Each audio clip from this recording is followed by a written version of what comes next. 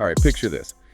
You're knee-deep in learning about SEO, keywords swirling around your head, and suddenly, bam! Shakespeare pops up. Not exactly your typical digital marketing duo, right? You're definitely not going to find Hamlet to higher rankings in your average marketing guide. But that's what makes this deep dive so fun. We're dissecting an article that uses Shakespearean drama to make SEO stick. It's called Hamlet, Storytelling for Digital Marketing, to SEO or not to be. And don't worry, you don't need to be a Shakespearean scholar to keep up. What's brilliant is how the author uses this unexpected hook to grab our attention. It's like they're saying, even if you think Shakespeare and SEO are worlds apart, trust me, there's a method to my madness. Totally. They jump right into the action with a twist on Hamlet's famous to be or not to be soliloquy. But instead of pondering life and death, we're grappling with the modern-day dilemma of to SEO or not to SEO. Now, tell me, have you ever felt that existential SEO dread? Oh, absolutely. It's that feeling of, is all this effort even worth it? Am I just chasing Google's ever-changing algorithms, or is there a way to make this a sustainable strategy? Exactly. And the article doesn't shy away from that tension. It dives right into the heart of the issue, making us wonder if there's a method to this SEO madness, or if we're all just at the mercy of Google's whims. And that's where these Shakespearean parallels get really interesting. The article uses these iconic characters, each representing a different facet of SEO, to explore the different approaches and challenges we face in the digital world. So let's meet our players, shall we? First up, we have Hamlet himself, representing the world of traditional SEO. But here's the thing. Remember how Hamlet is famous for his indecision, always overthinking things? Well, the article suggests that this directly translates to some common SEO mistakes. Exactly. Think about it. Just like Hamlet hesitates and second-guesses himself, many businesses cling to outdated SEO tactics out of fear of the unknown. They're stuck in a cycle of indecision, wondering if they should embrace new strategies or stick with what they know, even if it's not working as well as it used to. It's like they're stuck in an SEO purgatory of their own making. They know they need to evolve, but the fear of change, of disrupting what they've built, keeps them rooted in the past, just like Hamlet. And that's where the article starts to offer some real aha moments. It's not just about understanding the technical aspects of SEO, it's about recognizing the human element, the very real emotions that can hold us back from achieving online success. Okay, so we got Hamlet representing those clinging to traditional SEO, but what about content? The actual words on the page. Enter Ophelia, our content specialist for this digital stage. She's got a message for everyone obsessed with keywords. Content is king. Ophelia's plea reminds us that while keywords are important for SEO, they shouldn't overshadow the heart of the matter, creating valuable, engaging content that resonates with your audience. It's like she's saying, sure, you can stuff your text with all the right keywords, but if it's not interesting, if it doesn't offer something of value to the reader, then what's the point? And this is where the article goes beyond just stating the obvious, like right for humans, not robots. It encourages us to think about the why behind great content. Why do people connect with certain stories? What makes them want to share and engage? So it's not just about ditching the keyword stuffing. It's about embracing the art of storytelling, finding those emotional hooks that draw people in, just like a good play. Exactly. Think about how Shakespeare captivates us with drama, intrigue, relatable characters. The same principles apply to crafting compelling content online. So we've covered traditional SEO with Hamlet and content marketing with Ophelia. But what about getting that content out there, making sure it's seen by the right people? Enter our next character, Horatio, bursting onto the scene like the social media guru he is. And Horatio's entrance is perfectly timed because he disrupts this Hamlet-Ophelia dynamic just like social media shook up the world of marketing. He's that voice saying, hey, you've got this amazing content, now shout it from the digital rooftops. It's like he understands the power of connection, of building relationships and sparking conversations online. He's all about leveraging those social signals, showing Google that people are actually interested in what you have to say.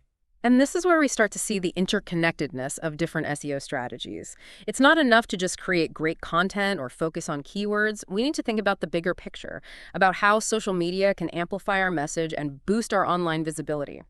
But hold on, there's another player in this digital drama, and she's bringing a very different energy to the table. Ah, yes, Gertrude. If Hamlet is all about overthinking and Ophelia is the queen of content, then Gertrude is our data queen. Forget gut feeling. She's all about cold, hard facts, analyzing every click, every conversion, every website visit to understand what's really working. She's a fantastic representation of the importance of data analysis in SEO. Gertrude reminds us that we don't have to fly blind. We can use tools and metrics to track our progress, understand our audience, and make informed decisions about our strategies. So what kind of data is Queen Gertrude keeping tabs on? I'll be honest, the world of analytics can feel a bit overwhelming sometimes. Absolutely. But the article highlights some key metrics that even SEO novices can understand. For example, it mentions bounce rate.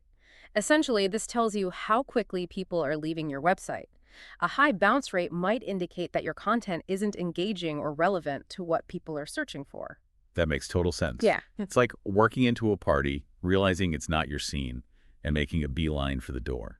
High bounce rate, not a good look. Exactly. And then there's conversion rate. This is all about how many visitors are actually taking the desired action on your website. Are they signing up for your newsletter, making a purchase, downloading that ebook? Gertrude's probably got a spreadsheet for that. Oh, I'm sure of it. Yeah. But the takeaway here is that by tracking these metrics, we gain valuable insights into how people are interacting with our content and whether or not our SEO efforts are actually translating to tangible results. It's like Gertrude is saying, don't just guess. No.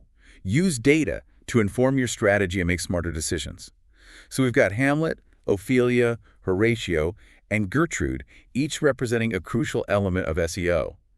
But wait, there's one more character waiting in the wings, and he's a bit of a wild card. Right, He just pops up out of nowhere, Yeah. right? Like we were just talking about data, and suddenly we're like, oh, hey, Polonius, what's up? Right, like he was hiding in the wings just waiting for his cue to make a grand entrance. Exactly. Yeah. And, he wouldn't want to miss an opportunity to make things a little more interesting. A little more dramatic, you could say. Oh, absolutely. Oh. He lives for the drama. But in all seriousness, he brings up a really important point, which is that sometimes we need a little more than just organic reach, right? Like we can't always just wait for people to find us. Exactly. And that's where PPC comes in. It's like, you got this amazing play, this fantastic content, but you need to get people in those seats, right? You to fill the theater. Yes. PPC is like marketing, but with a little extra oomph. It's about getting your message in front of the right people at the right time. But, and this is a big but. There's always a but with Polonius, isn't there? Right, just like in the play where Polonius has his share of, shall we say, miscalculations, PPC can backfire if you're not careful. It's not a magic bullet. You can't just throw money at it and expect amazing results. So it's not just about spending money, it's about spending it wisely. Now you're getting it, Yeah. and that's where the article brings it all together, It's not enough to just be Hamlet overthinking every SEO move or Ophelia crafting beautiful content. You need a little bit of everyone. So we need to channel our inner Gertrude and look at the data. Yes. What's working? What's not? Who are we reaching? And we need Horatio to spread the word. Exactly. Get people talking, sharing, engaging. And even, dare I say it, a touch of Polonius to give us that extra push. Just a touch, but with a healthy dose of strategy and caution. So basically, SEO is like a Shakespearean play in itself, with all the different characters and plots and subplots. And just like a great play, the best SEO strategies have it all. Strategy, creativity, data, and even a little bit of drama. And a good dose of humanity, too, I'd say. Right. Remember, we're not just optimizing for search engines here.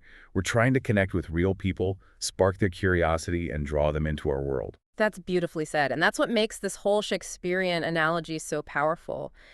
It reminds us that SEO isn't just about algorithms and keywords. It's about tapping into the power of storytelling and human connection. It's about understanding what makes people tick, what makes them click, what makes them want to come back for more.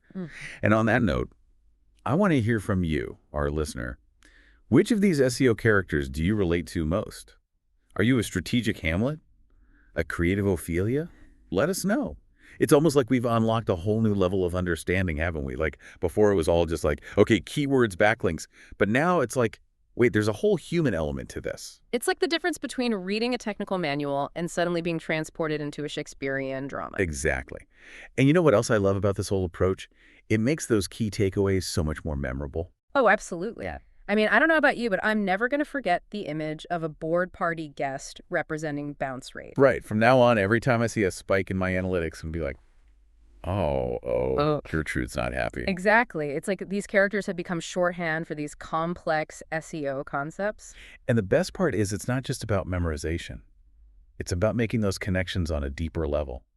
Like suddenly SEO isn't just this technical thing, it's a way of thinking. It's a way of telling stories. It's a way of connecting with the world. And that's incredibly powerful because when you approach SEO from that perspective, it opens up a whole new realm of possibilities. So it's not just about checking boxes anymore. It's about thinking like an artist, a strategist, a data scientist, all rolled into one. And most importantly, it's about remembering that at the heart of it all are real people with real emotions and real desires. And if we can tap into that, if we can create content that resonates with those human needs, then we're not just optimizing for search engines. We're creating something truly meaningful. Beautifully said. And that's what I hope our listeners take away from this deep dive. It's not just about the technical stuff. It's about the human connection. It's about telling stories that matter. And who knows, maybe this conversation will inspire some of our listeners to find their own unique ways to connect with their audience. Maybe they'll find inspiration in the most unexpected places, like we found Shakespeare in the world of SEO. Exactly. So as we wrap up this episode, I want to leave you with this thought. Don't be afraid to think outside the box, to experiment, to find what works for you. And never underestimate the power of a good story. Because in the end, that's what it's all about. Connecting with each other through the power of words and ideas. Couldn't have said it better myself. And on that note, we'll say goodbye for now. But keep those creative juices flowing, and remember, the world of SEO is your stage. Go out there and make some magic.